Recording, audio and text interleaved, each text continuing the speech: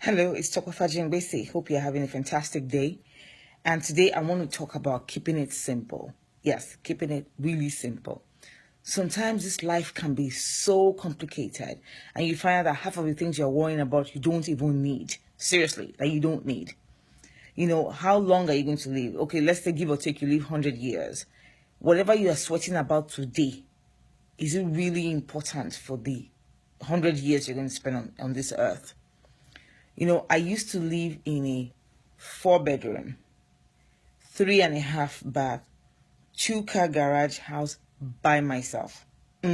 By myself. And I just realized that, what am I doing? This is insane. How is it possible that only me, I'm going to sleep in this whole big house? And I was not even happy being there. That's the worst part. I wasn't happy.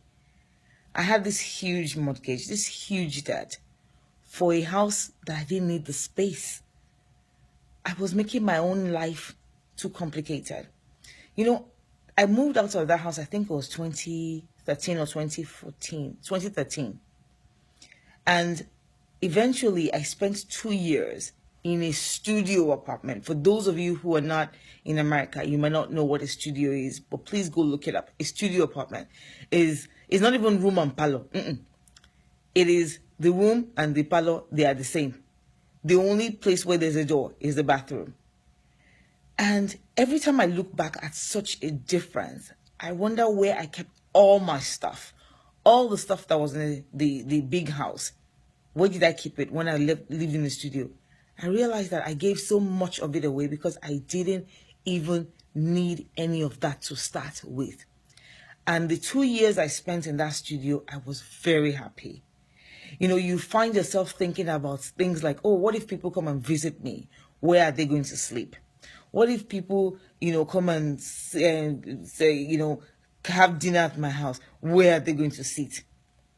In the 2 years that I lived in the studio, people actually came to visit me. People actually slept over, and we were happy. There was a time my older sister came and my younger sister came, and they came with 4 kids. And we stayed in that house for 2 weeks, and we were happy. We had the best vacation. I had another time when a friend came with 3 kids. We were happy. My brother came with his wife and 2 kids. And we all stayed in that studio, and we were happy. If we stayed in the 3-level, 4-bedroom, 3.5-bath house, we might not even have had time to see ourselves and have conversations with ourselves. And look, when it's all said and done, when I die, I cannot stay in more than a 6x6 place on the ground. I remember going to Lagos when my dad died. And by the time I got there, he had been buried. This man who owned this huge house, as well as other houses, only had a small space in one of the houses. And in fact, he's lucky that he had a space in the house and not a public cemetery. Yeah, there was the option to take him to a public cemetery. Eventually, he's in a 6x6 in the house in Lagos. Everything he had worked for, everything he had sweated for, everything he had bragged about, may God forgive him and may God forgive all of us. It's over. It's done. It's done. In actual fact, when my dad died, he had a deposit on a house he was about to build again in Ijebu-Ode that never came to fruition. We don't even have the deposit of that house back now. So what is it that we're running after?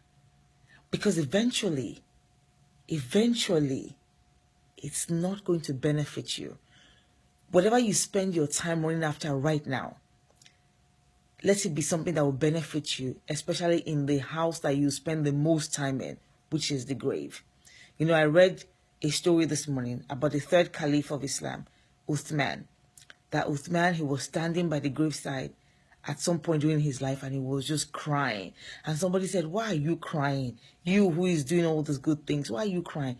He said, I'm standing looking at the grave because this is where a lot of people, whether you get it right or you get it wrong, this is where you will know. This is that holding point where if you didn't get it right, you're going to know that eternity is going to be bad. So, think about it and prepare for it. that big 25-room mansion, that big even 6-room mansion that you think you have in Texas, in California, in Maryland, in Lagos, in Lekki, wherever, it's not going to serve you. What is going to serve you are the simple things you do, the lives that you sow into, the charity that you give, the service that you do to your God, to your soul, to humanity. That is what we need to focus time on. And if you look at the people that they are the happiest, one of the people that I really envy a lot is my uncle, Professor Badamasi. I get to his house, very simple. I look at his clothes, very simple. I look at his diet, very simple. Why are we making our lives complicated? Why are we allowing the TV, the adverts, and everything to ruin our day and to ruin our investment? Stop allowing this consumer culture that has consumed the world to consume you. May God bless you, and may God make it simple. Don't forget, join the tribe. Let's continue to encourage ourselves. www.ghania.com. And don't also forget, Love in Cancun is coming out. Simple book, and all I'm seeking to do with that book is to inspire you. And of course, let's change the world in the process, because 1/3 of the proceeds of that book would go to help children who don't have the luxury that we have. And that luxury is education. Let's give it to them. Let's read a good book, a good love story. Join me at the launch on April 17 in Maryland if you can. Otherwise, from April 5th, we'll be online on Amazon, all Amazon sites worldwide. Love in Cancun. For all these details, please go to www.ghania.com. Have a fantastic day. God bless you.